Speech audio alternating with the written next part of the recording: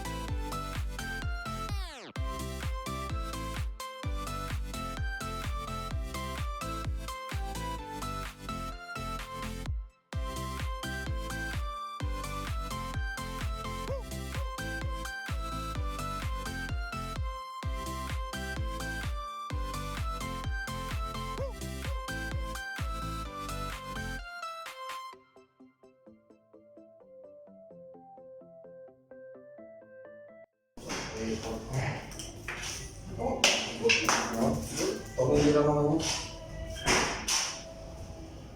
Kami yang menang baka rusak mo.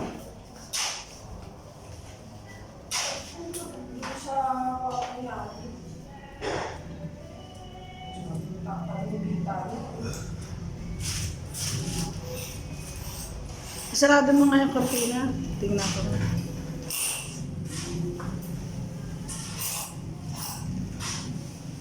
Yun. Sige, buksan mo na. Tinignan ko lang kung anong itsura pag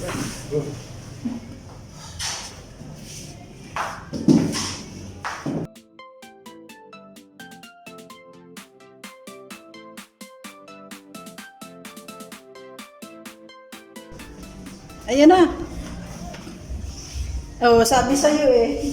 Iba pakiramdam ko eh. Oh. Gumayon. Tapos sabi ko, tinawayan ko na. Bakit alam ko?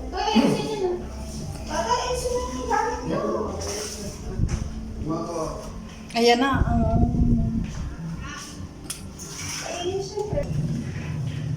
Ayan na, order namin.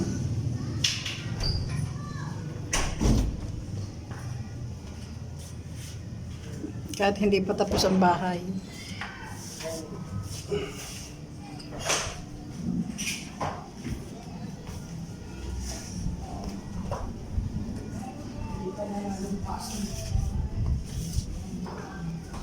Dito.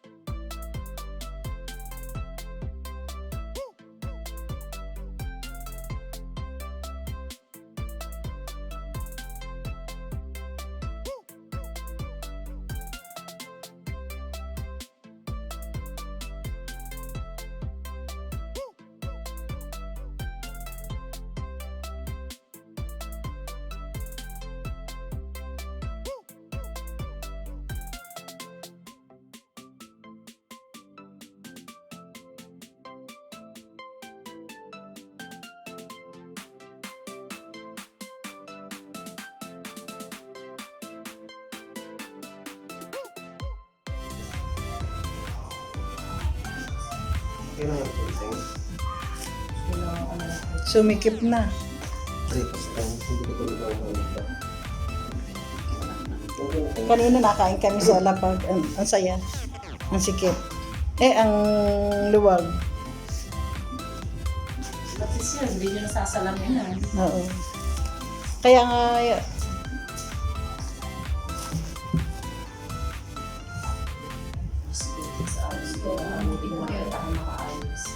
A few moments later.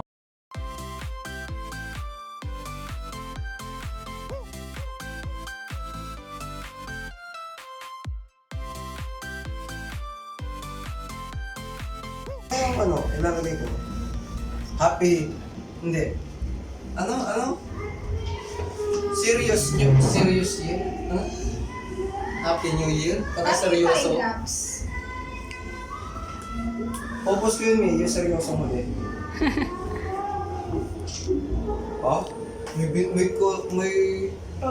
May electric pan sa gilid eh. okay lang yun. Ang ganda nga eh. Ano? Eto.